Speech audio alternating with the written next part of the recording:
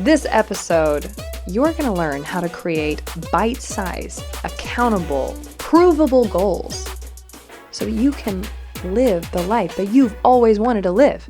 Not in this weird circle of disappointment, not in this constant feeling like you're not enough or not doing enough. You're going to actually know if you're on track. You're going to hear from Jerremy Newsome how to create wealth goals to be able to accomplish the life story that you have built. Let's go.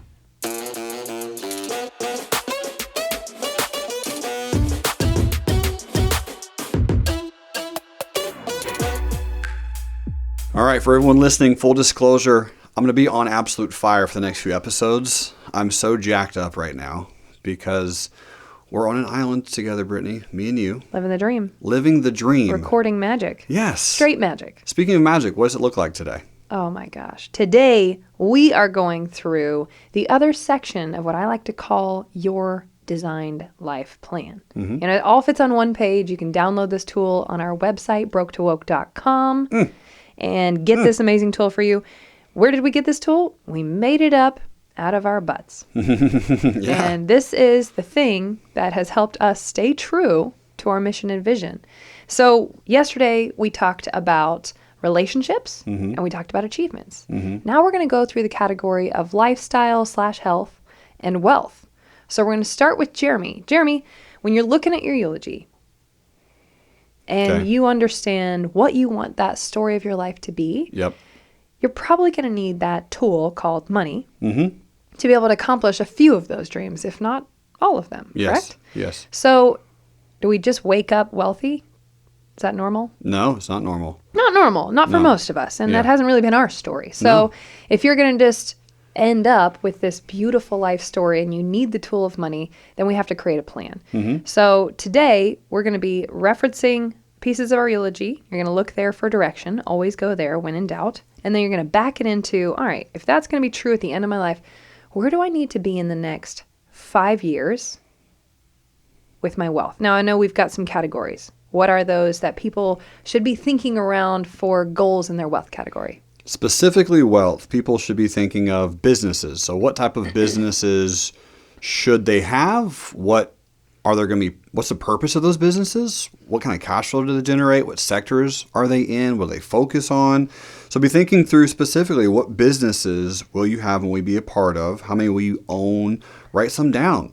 Come up with an idea. It's super fun because you can think through, how do I even make my money? You know, I put on mine, and I don't want to jump ahead, but I put on mine that I want to be, making money by creating value through developing nations. Yes. Like I can create so many businesses that actually becomes one of my income sources. It's always through that versus just starting like a tire company in Nashville. I want my work to be in line with my purpose. So that's an example. Precisely. And that's a really great example. After that, you're going to have, and again, you can tweak and adjust these as you see fit, ladies and gentlemen, but monthly cash flow. So how much cash flow do you have coming into your life? Total. And if you want to go in depth on figuring out where each it's coming from, each individual cash flow stream, that's fine. The more cash flow streams, the better. How are those coming in your sleep? Yeah. So if you're sleeping, how are you making money and what are you doing with that? Then you're going to have some income sources. You're going to have savings. Here's a big one, giving goal.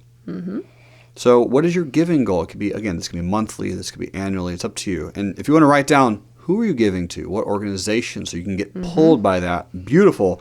And then, of course, net worth. Right? What do you want your net worth to be? And what's crazy, Britt, is people do get afraid to just write these things down because they're like, well, what if I don't hit it? Then I'm a failure. I wrote down this and I'm not this now. It's a natural thing to be afraid of. But if you're listening to this, don't be afraid. Write down something that's a little scary, that's a little big. It's going to seem big to you right now. But let your brain sleep on it. Dream on it for a few days, weeks, or years. And let's see how close you can get. You write down your why, and then you surrender the how. It's going to come to you for sure.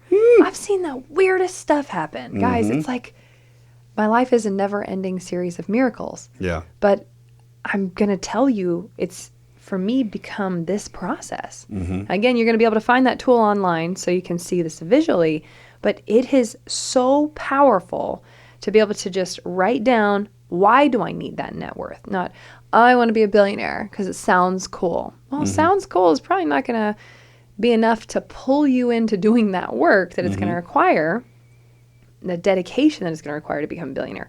But I have to be a billionaire because I want to prove that women are capable and smart, and we can create so much incredible value doing meaningful things, and that we're worth more than just being sexy and la la la la. Like, if that's why I need a billionaire, because the world needs to see the recognition of a billionaire female that's da-da-da.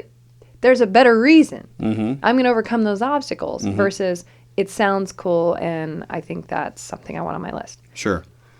So, that's a great point. Yeah, in the lifestyle and health category, some of the things you want to think through are, where do I want to live in 5 years? You know, looking at my eulogy, if it says I'm going to be developing nations, then maybe I should be living in a developing nation. Maybe I could have a base in Florida, Yep. and we use that to go live all over the world. We're going to start in the Caribbean, then move to Africa. Whatever your plan is, make sure it's on track versus I can only live where I grew up because that's all I know. And my parents did it and my cousins did it. That's it. Right. Now, where do you really want to be? And where do you need to be? What should your energy goal be? You know, where do you want your physical energy to feel like in 5 years? What do you want your health to be like? What do you want your fitness to be like? For example, one of mine is I want to be even more ripped and wake up with natural energy after kids than I am right now. Like, so if... Is it possible to be more ripped than you are right now, though? I don't know. I mean, I know we're dreaming here. I mean... It's going to be a tough dream. I have muscles in my feet. It's weird. It's a weird thing. I don't know what happened, but yeah. Love it. Yes. So we're going to go through how, if that's the goal, how do we actually get there from today? Because you don't just wake up super ripped after kids and or more energetic the older you get. So there has to be a plan to take us there. So what are your routines? Where are you traveling? What are your travel routines? Who are you spending your time with?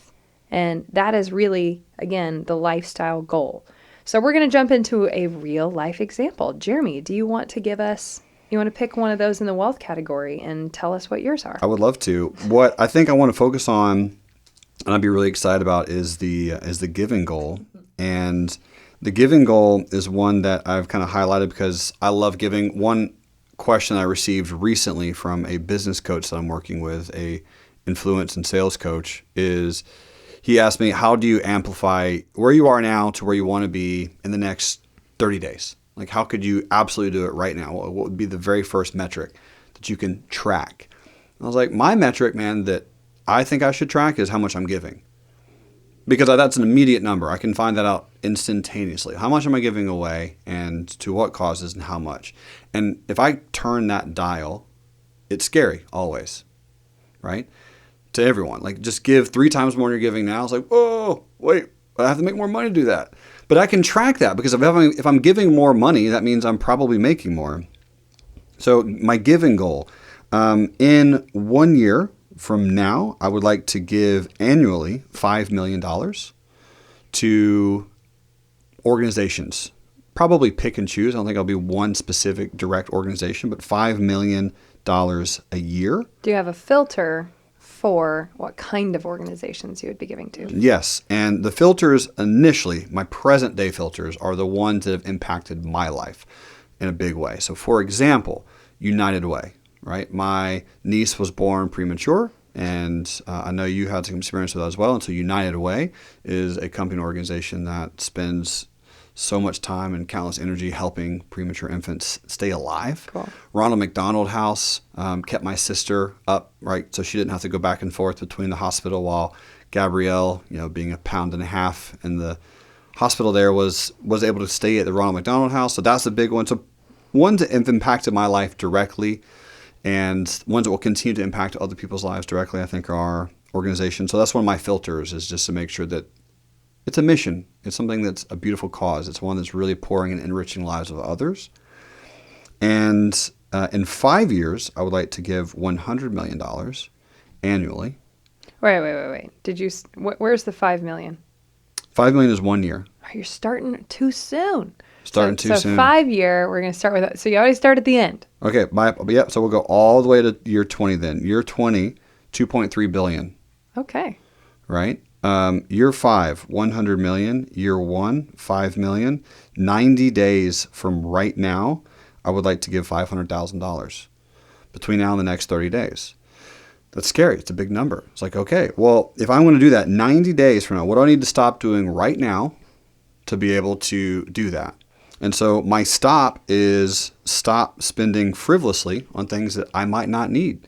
So go just do an itinerary check on things that I've been spending money on that I don't need. Mm-hmm. What are those things? And can I use some of that money to amplify my trading so that I can use the cash flow that I'm creating from trading to give more? Because I've always given very generously. And I think those are some good goals. And those are always scary goals. But again, when you're writing these down, guys, let them be a little scary, just a little bit. If they're not a tiny bit terrifying, then you're not dreaming big enough. Am I allowed to give you any feedback? Yes. All right. So love your goals. They're amazing. Big is in the eye of the beholder. Mm-hmm. Scary is in the eye of the beholder. Mm-hmm. So what's scary to Jeremy Newsom is not scary to Bill Gates, but is extremely abundantly scary to Jane Doe. You don't know. Totally. So perspective is everything. And compare yourselves to the people you want to be like, not the people around you. Mm-hmm. So that's one just fun thing. But instead of saying frivolously, is where I always challenge people so they're not in a cycle of guilt, pick one thing. What are you spending money frivolously on?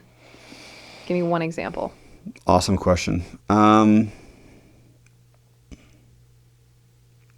Candy bars. What? Yeah, I love Snickers. Oh my gosh. I've told you I love Snickers. Good thing you didn't bring me here. We're checking bags now. Yeah. Check bags for my Snickers, please. Oh my gosh. Okay. Yeah. How much do you think you spend on Snickers? I mean, honestly, $200 a year. I mean, it's not a lot. All right. But so, for example, what if it's coffee, if it's an aggressive amount of Snickers, if it's whatever the thing is, shoes, pick one thing so that you can, when you see it and you go to buy it, you have something. Exactly. It's a reminder. And so I want people to know it's not me buying Snickers or stopping me from donating money. So that everyone's clear on that. I have plenty of money to donate. Are you sure? Are you just saying this because we're recording it? I wish I bought $500,000 worth of Snickers. That would be an amazing problem to have.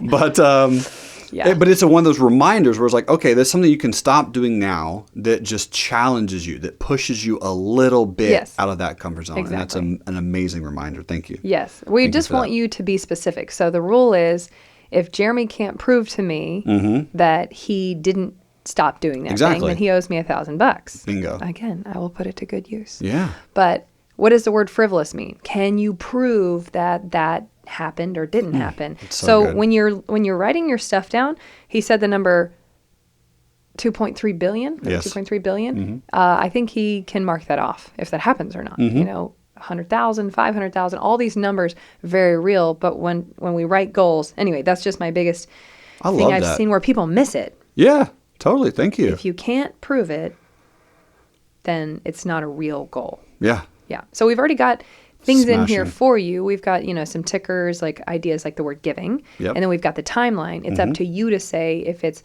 stop procrastinating.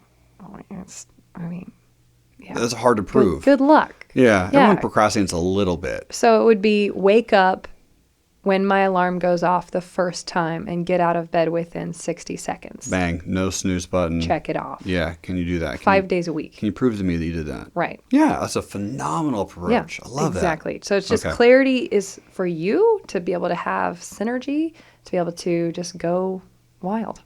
Awesome. Love it. All right. So in the next episode, would you like to talk about your specific lifestyle and health? We're going to go into it. Oh my gosh. Are people ready for this? No. We might have to bleep it out as well. I hope you're ready, everyone. We'll see you in the next episode. You are amazing. Thank you for being with us on season 2 of Broke to Woke. Yeah.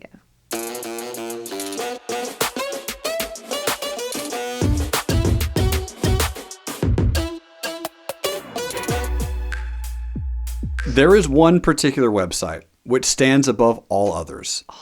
That website is broketowoke.com. And we have cataloged everything from the show, all the notes, all the workbooks, the downloads, the worksheets, the books, the resources, the tools, the information. You should go there. You should check it out and get all the free available resources so that you can go from broke to woke.